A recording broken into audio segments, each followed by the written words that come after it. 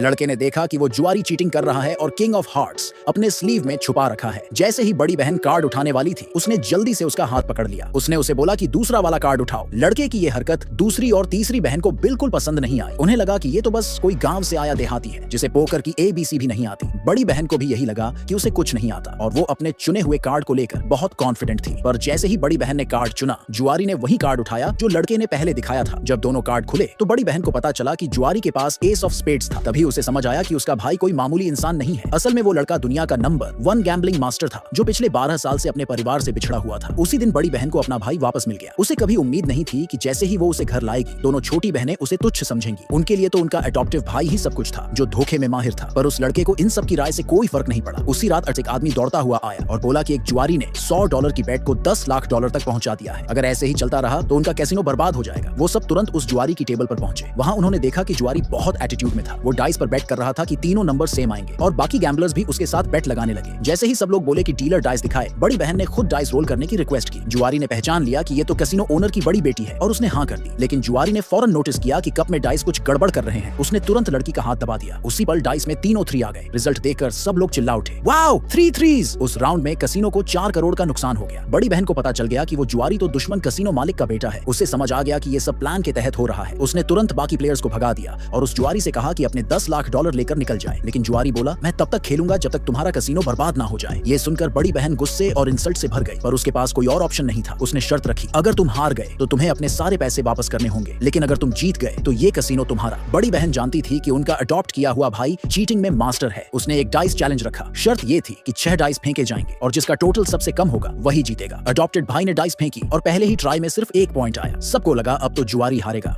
क्योंकि इससे कम स्कोर हो ही नहीं सकता। लेकिन वो लड़का जो असली भाई था सोच रहा था कुछ और। उसे भरोसा था कि जुआरी ही हारेगा। जुआरी ने डाइस हवा में उछाले, फिर कप में पकड़ा और हल्के से हिलाया। जब डाइस देखे गए तो सब टूटे हुए थे, यानी उसका स्कोर था 0। इस तरह जुआरी जीत गया। अब बड़ी बहन को अपने पापा का छोड़ा हुआ कैसीनो बचाने के लिए खुद सामने आना पड़ा। उसने जुआरी से कहा, अब मुझसे खेलो। दांव ये है कि अगर मैं हार गई तो 1 महीने तक तुम्हारी नौकर बनूंगी। उसे पता था कि जितना कम्प्लेक्स गेम होगा जुआरी उतना स्ट्रॉन्ग खेलेगा। तो उसने पोकर खेलने का आइडिया दिया। रूल सिंपल था, दोनों एक कार्ड उठाएंगे और जिसकी फेस वैल्यू ज्यादा होगी वो जीतेगा। उस लड़के ने फिर देख लिया कि जुआरी ने एक किंग चुपचाप अपनी स्लीव में छुपाया हुआ है, तो उसने बड़ी बहन के लिए खुद एक कार्ड चुना। लेकिन किसी ने उस पर भरोसा नहीं किया। सबको लगा उसे गैम्बलिंग ट्रिक्स का क्या पता। बड़ी बहन ने खुद ही कार्ड उठाया जैसे वो चाहती थी, लेकिन जुआरी ने वो कार्ड ले लिया जो लड़के ने पहले चुना था। सभी को शॉक लगा जब वो कार्ड निकला S। बड़ी बहन हार गई। जैसे ही जुआरी का आदमी बड़ी बहन को पकड़ने वाला था, वो लड़का बीच में आ गया। उसने बोला, ये गेम वैलिड नहीं है क्योंकि एक किंग गायब है। तभी सबको समझ आया कि वो लड़का कोई मामूली इंसान नहीं बल्कि एक हिडन गैम्बलिंग जीनियस है। अब बड़ी बहन और कैसीनो को बचाने के लिए उसने खुद जुआरी को आखिरी बार चैलेंज करने का फैसला किया।